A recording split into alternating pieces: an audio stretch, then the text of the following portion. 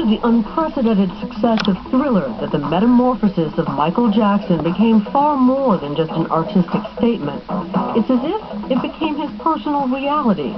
Yeah, he wanted to be the king of pop. He wanted to be Micheal Jackson, only in that became some extraordinary brand for some global phenomenon. And somewhere, Micheal Jackson went from controlling his image to being controlled by it. The funhouse always becomes menacing at some part. You know, the mirror starts reflecting you back to yourself in a grotesque way. Your voice starts echoing in a strange way. You start losing your sense of your own stable identity. In 1984, a much-publicized accident slowed him down briefly. His hair caught fire while shooting this Pepsi commercial.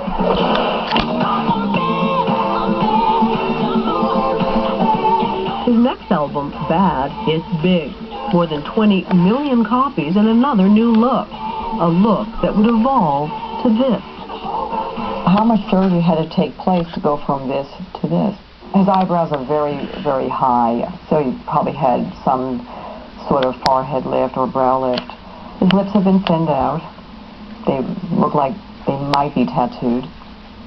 The nose speaks for itself. Now, what about the cleft chin?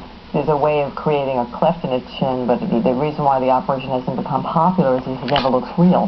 Well, he didn't have that Could before. his face just have evolved into that shape? No, that's not a natural cleft. As the makeovers became more extreme, the public seemed to become ever more fascinated.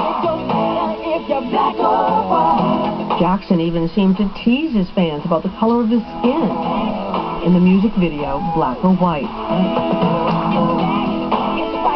Were the lyrics confirmation he was changing his skin color?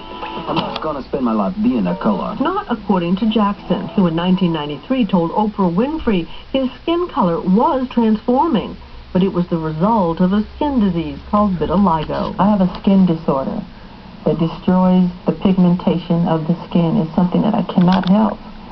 Okay, but when people make up stories that I don't want to be who I am, it hurts me.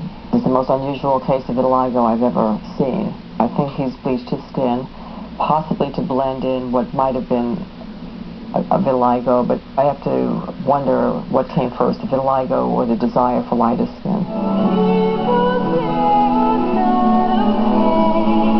By 1995, a 36-year-old Jackson released his music video, Childhood. His appearance is strangely wide-eyed, square-jawed, narrow-cheeked, his skin like porcelain.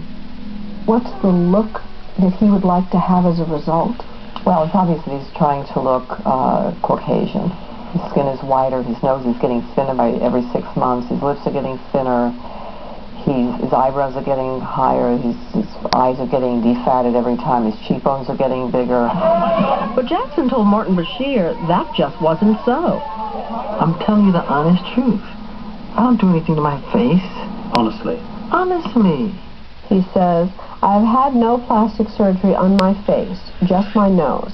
It helped me breathe better so I can hit higher notes. End quote. It's a shock value statement. He's had plenty of plastic surgery on his face. His nose has had lots and lots of surgery. It is almost as if he were creating, if not a new species, certainly some look we'd never seen before. Absolutely. He ended up not looking white either in any literal way. Ultimately, there's nothing he really fully resembled.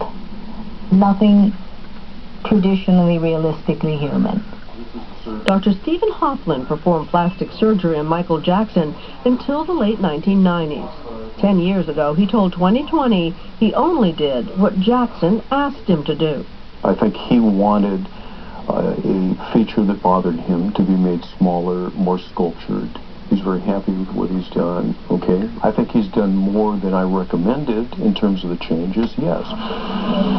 Dr. Lipkin said she wouldn't perform such surgeries, but she declined to criticize others who do. You've got to give the surgeon a little credit. He fulfilled Micheal Jackson's wishes and be able to recreate a face, change it drastically to make him possibly happy. I do believe that this is what he wanted to look like. Before his nose started to Before, you know, the extent of surgery probably backfired. Is there such a thing as becoming addicted to plastic surgery? And do you think Micheal Jackson has gotten to that point? Yes, I think Micheal Jackson is addicted. Addicted to plastic surgery doesn't mean you've had 10 operations or 12. It means that no matter how much surgery you have, you're still not happy with the way you look. He kept focusing on his nose. His nose became the obsession. An obsession that eventually led to further surgeries and barely a nose at all. Just one sign something was seriously wrong with the king of pop in his final years.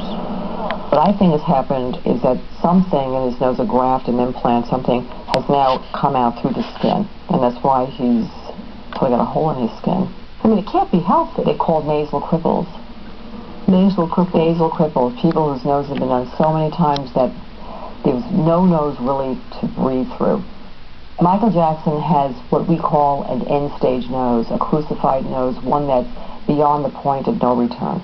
When you look at the transformation of the face, it's almost unrecognizable. He had the ability to, in fact, work and will his way out of that self that he hated through this strange series of transformations that were, physical, gestural, gender, racial.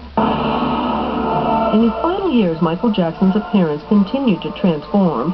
His behavior as puzzling as the changes to his face. He wanted in some way to be the greatest entertainer in the world. That's what so much of the life was about. Rebuilding what you cannot possibly rebuild, which is a past that you're happy with. But what if we could rewind the tape and go back to the beginning?